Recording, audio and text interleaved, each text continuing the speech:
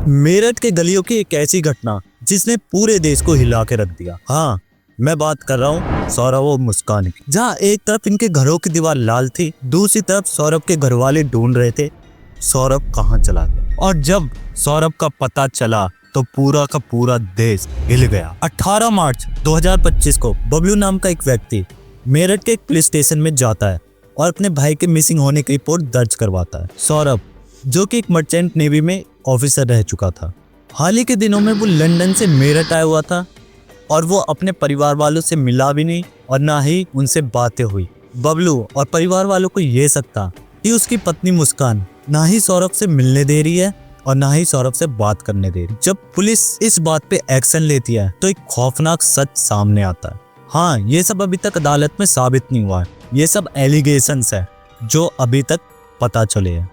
तो हम बात करते हैं शुरुआत से।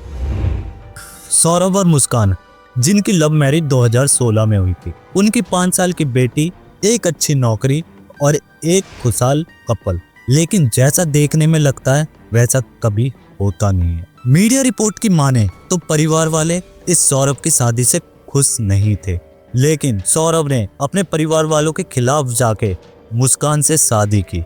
उसके कुछ दिनों बाद सौरभ ने मर्चेंट नेवी की नौकरी भी छोड़ दी ताकि वो अपनी पत्नी को समय दे सके। इस चीज के रहते परिवार वाले उससे खफा हो गए और परिवार वालों से उसकी अनबन होने लगी, तो इसके चलते वो अपने परिवार से सेपरेट हो गया। ये फैसला लेना सौरभ के लिए बहुत ही मुश्किल रहा हो। सेपरेट होने के बाद वो मेरठ के किराए के कमरे पे रहने लग गया। समय बीतता गया और वो अपनी लाइफ में खुश रहने लग गए। सन आता है 2019, जिसमें उनकी एक प्यारी सी बेटी ने जन्म लिया। लेकिन वो एक ऐसे ग्रुप में जुड़ जाती है जिससे उसकी पूरी की पूरी जिंदगी बदल जाती है। एक दिन मुस्कान के कुछ फ्रेंडों ने उसके एलुमनी ग्रुप में उसे ऐड कर लिया, जहाँ पे इसके स्कूल के फ्रेंड्स और साहिल भी शामिल था। मीडिया रिपोर्ट के हिसाब से साहिल इसके स्कूल का फ्रेंड था, हो सकता है वो पहले से ही प्यार करता। लेकिन समय बीतता गया और वो दोनों अलग हो गए और अपनी जिंदगी जीने लगे। लेकिन वो प्यार उन्हें फिर से उमड़ गया। वो बातें करने लग गए और जब सौरभ घर पे नहीं होता था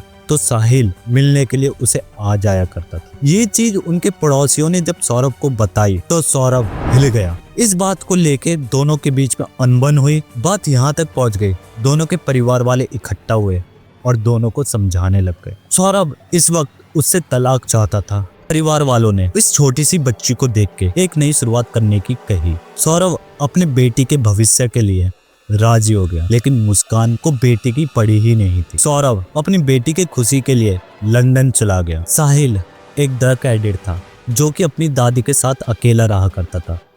उसकी माँ की एक दिन मौत हो जाती है और वो इतने सदमे में चला जाता है, वो एल्कोहलिक और ड्रग के लत में आ जाता। सौरभ लंदन में कमाता और यहाँ ये उस पैसों की मौज करती। लेकिन मुस्कान को ये डर था जब भी वो लौट के आएगा तो फिर से लड़ाई झगड़ा शुरू होगा और अलग होने की बातें करे। इसी चीज को निपटाने के लिए वो एक दिन बाजार से बड़े बड़े चाकू खरीद के लाती। धीरे धीरे साहिल और मुस्कान ने सारी तैयारी कर चुके थे। अब बारी थी उस मर्डर को अंजाम देने की।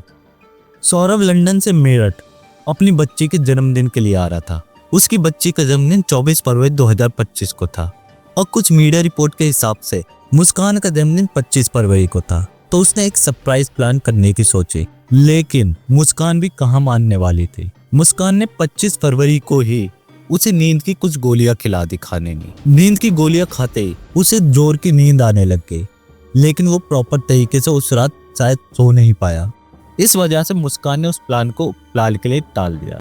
मुस्कान और सौरभ बहुत ही प्यारे तरीके से रहने लग गए। मुस्कान ऐसे एक्टिंग करने लग गई जैसे पहले कुछ हुआ ही नहीं था।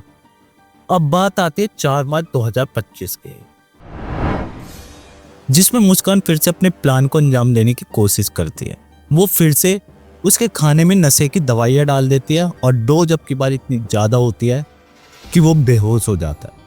जैसे वो बेहोश होता है उसके घर में एंट्री होती है साहिल की, और जो अब मैं बताने जा रहा हूँ उसको सुनने की हिम्मत ना ही आपको होगी और ना ही मेरे बताने की।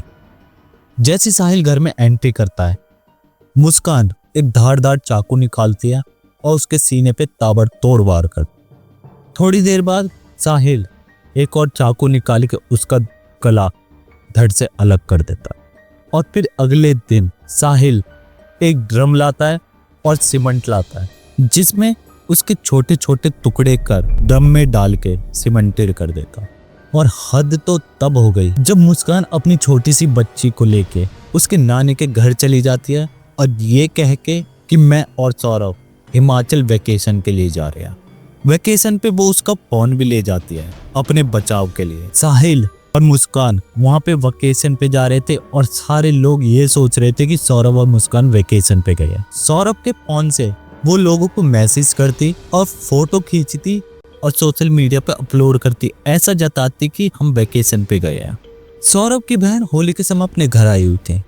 वो अपने भाई से पूछी थी भाई घर कब आओगे। वो मैसेज का रिप्लाई करते तो उसे अटपटे जवाब मिलते जो कि मुस्कान कर रही।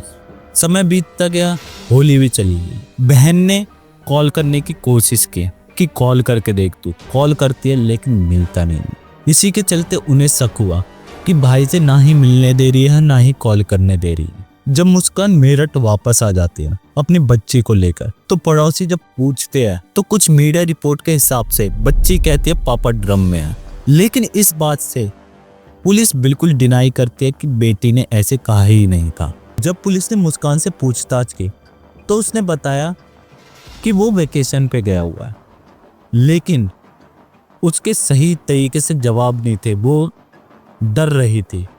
तो पुलिस वालों ने फिलहाल के लिए उसे उसकी माँ के घर छोड़ दिया था।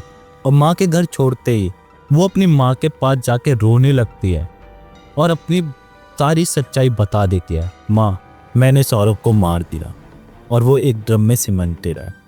उसकी माँ इस बात को सुन के पूरा का पूरा हिल जाती है। उसने सोचा माँ शायद मुझे बचा लेगी। माँ के मन में ममता होती है, लेकिन माँ के मन में इंसाफ भी होता है। वो अपनी बच्ची को लेके पुलिस वालों के पास चली गई और पुलिस दूसरी तरफ साहिल की तलाश कर रही थी। दोनों ने मिलकर बताया कि वहां पे एक नीले कलर का ड्रम है जिसमें वो सीमेंट है।